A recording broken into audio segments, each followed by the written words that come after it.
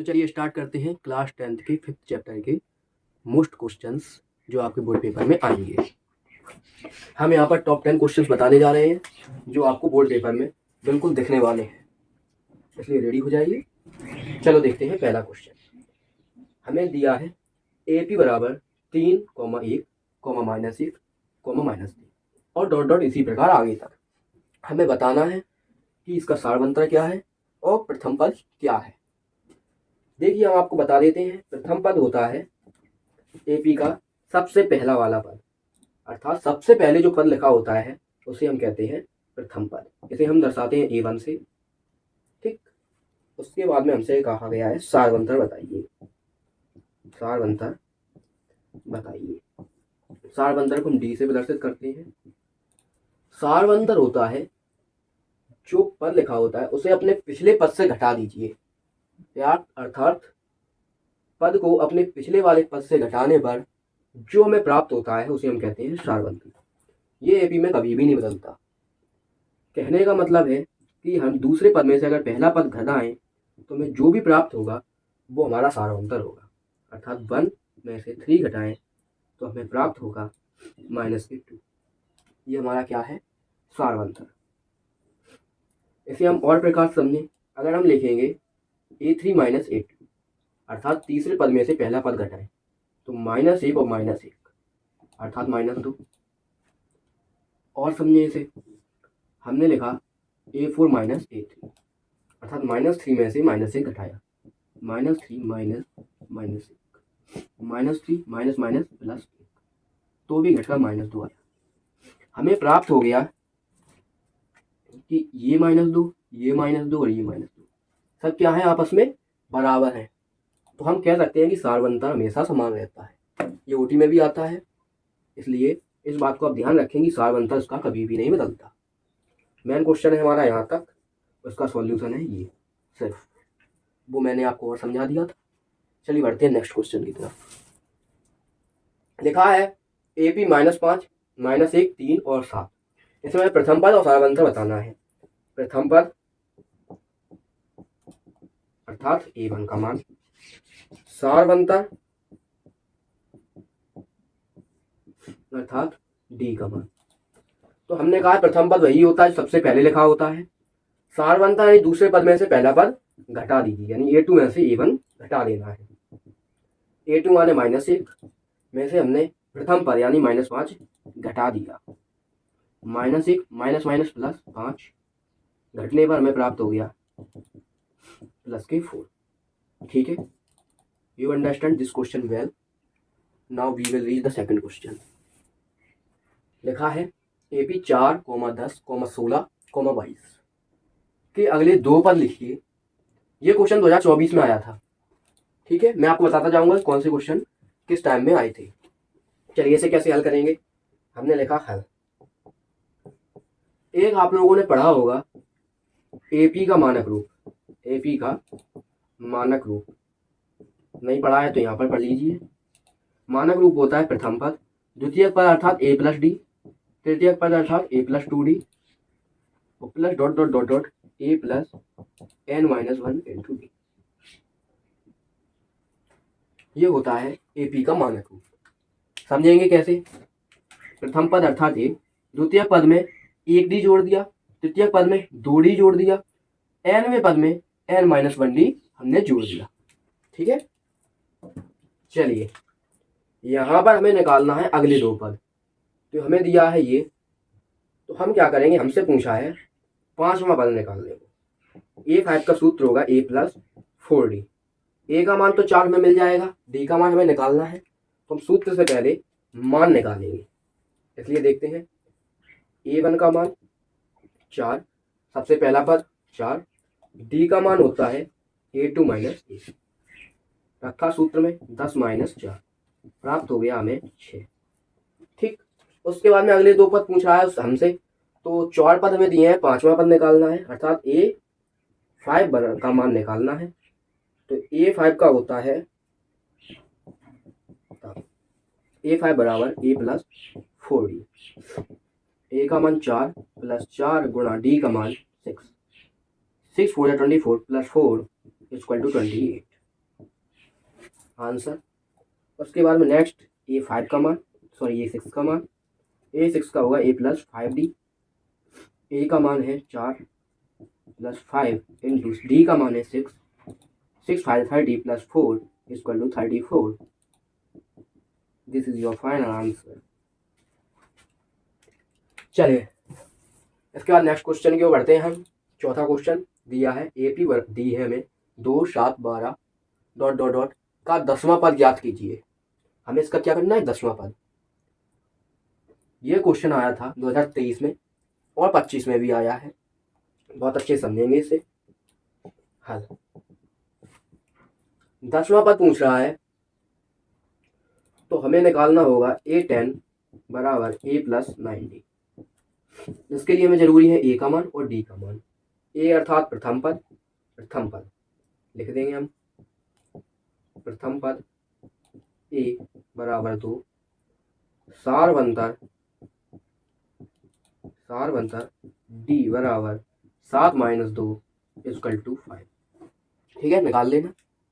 उसके बाद ये सूत्र हमने पढ़ा ही है, इसमें हमने रख दिया A का मान 2 + 9 × 5, 9 5 45 + 2 इक्वल टू 47।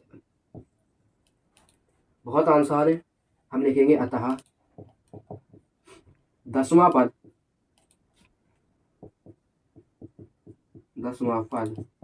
47। कोई दिक्कत नहीं। ये क्वेश्चन भी हमने समझ लिया। इसके बाद में नेक्स्ट क्वेश्चन को देखते हैं।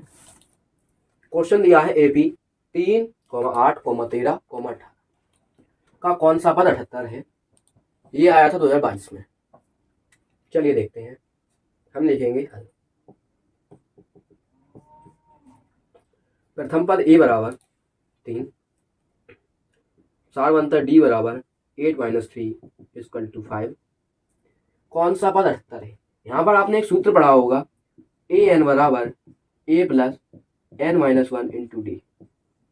ठीक, इसी सूत्र का इस्तेमाल होगा।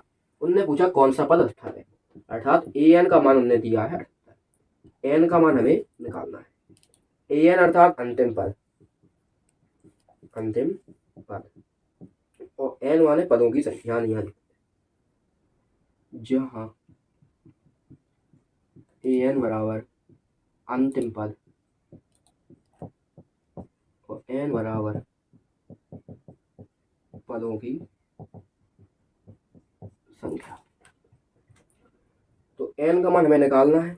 हम सूत्र लगा देंगे AN बराबर A + n - 1 into D। AN का मान है 78 प्लस A का मान है 3 बराबर 3 प्लस N का मान हमें निकालना है, D का मान दिया है 5।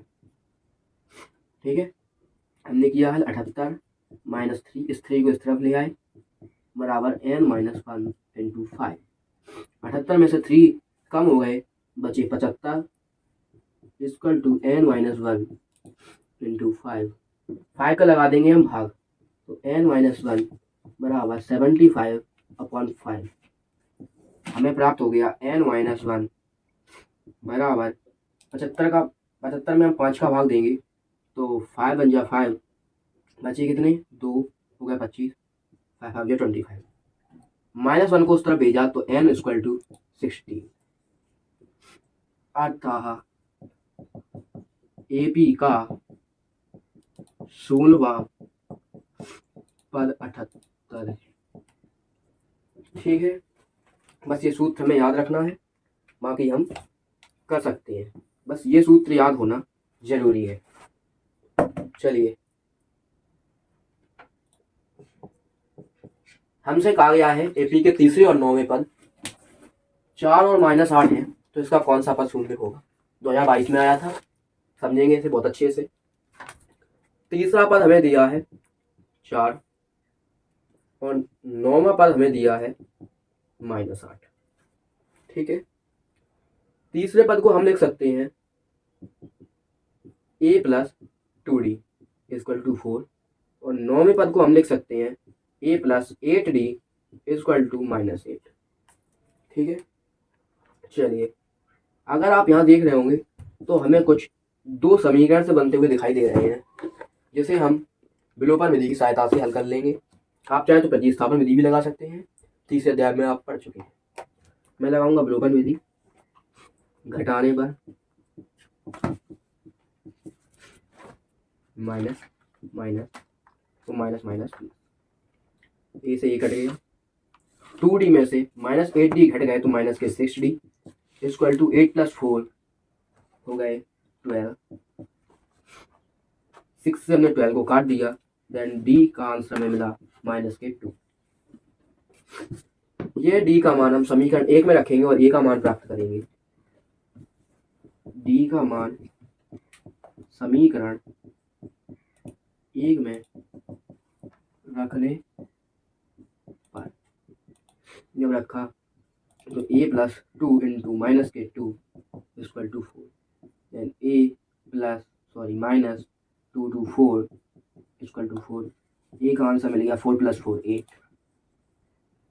उसके बाद हमसे कहा गया है कि कौन सा पद शून्य होगा। a और d का मान निकालने के बाद में हम निकालेंगे, जैसे कि हमें मिल गया a का मान 8, d का मान -3। कौन सा पद शून्य होगा, अर्थात a n का मान उनने पहले ही कह दिया शून्य। हमें n का मान निकालना है। हमने एक सूत्र पढ़ा था, an बराबर a + n - 1 × d। पढ़ा था हमने, बिल्कुल पढ़ा था। बस इसी सूत्र का हम इस्तेमाल कर लेंगे। an का मान 0, a का मान है हमारे पास 8 + n - 1 और d का मान है -2। ठीक है, 8 इस तरफ आएंगे तो -8 बराबर n - 1 -2 इंटू में, तो n - 1 बराबर माइनस के 8 बटे -2। माइनस से माइनस काट दिया, 2 एकम 2, 2 4 जा 8, तो n - 1 बराबर 4। n का मान मिल गया हमें 5। n का मान क्या मिल गया हमें 5। तो हम लिख देंगे अतः इसका पांचवा पद शून्य होगा। कितना पद? पांचवा पद शून्य होगा। चलिए देखते हैं नेक्स्ट क्वेश्चन। इसके बाद में चलिए देखते हैं, हमें प्रश्न दिया है 10 और 250 के बीच 4 के कितने गुणज हैं। 4 के गुणज हमें बताना है 10 और 250 के बीच। ये क्वेश्चन 2020 में आया था।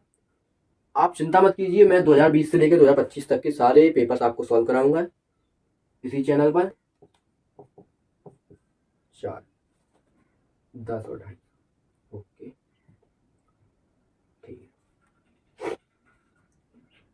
तो सबसे पहले हमें इसे हल करने के लिए हमें बनानी पड़ेगी एपी। क्या बनानी पड़ेगी? एपी यानी अरिथमेटिक प्रोग्रेशन समांतर श्रेणी। समांतर श्रेणी हम कैसे बनाएंगे? हम 10 के आगे ऐसा कोई अंक देखेंगे जो 4 से विभाजित हो जाए प्रथम पद के लिए। तो हमने कहा 12 4 से विभाजित हो जाएगा, उसके बाद में 16, ऐसे चले जाओ तो लास्ट में 250 के आसपास कोई एक ऐसा अंक चाहिए जो 4 से विभाजित हो जाए। हम कैसे निकालेंगे? हमने लिखा 250, उसमें दिया हमने 4 का भाग, 4 से 24 बचे 10, 4 दूनी 8 बचे 2। ये 2 एक ऐसा अंक है जो 250 में ज़्यादा है। अगर हम इस 2 को हटा दें तो हमें प्राप्त हो जाएगा एक ऐसा अंक जो 4 से पूर्णतः विभाजित हो जाए। तो हमने लिखा 248, यह एक ऐसा अंक है जो 4 से पूर्णतः विभाजित हो जाएगा। ये हमें एक एपी प्राप्त हो गई। अब इसे हम बहुत आसानी से हल कर सकते हैं। ए का मान है 12, डी का मान 16 - 12 इक्वल टू 4। वैसे भी 4 के गुणज हैं तो 4 ही 4 अंतर आएगा इन सबका। ए एन का मान है 248, एन का मान हमसे पूछा है। हम लगाएंगे a n equal to a + n - 1 × d. A n का मान 248, ए का मान 12 + n - 1 और डी का मान है हमारे पास 4।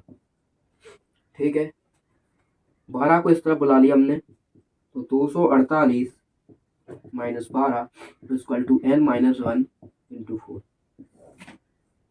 n - 1 × 4 इक्वल टू 248 में से हमने 12 घटाया, हमें मिला 236।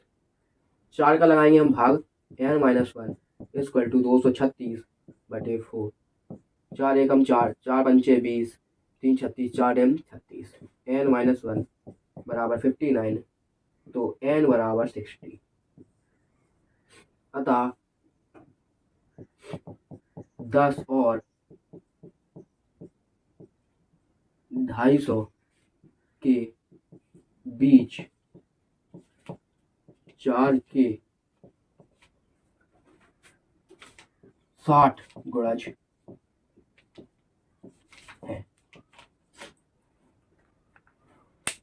Thank you students. मैं आपको पर डे इस मैथ मतलब क्लास 10th के मैथ के सारे मोस्ट क्वेश्चंस करवाता जाऊंगा। तो आप लोगों ने अगर हमारे चैनल को सब्सक्राइब नहीं किया है तो आप सब्सक्राइब कर लें। धन्यवाद।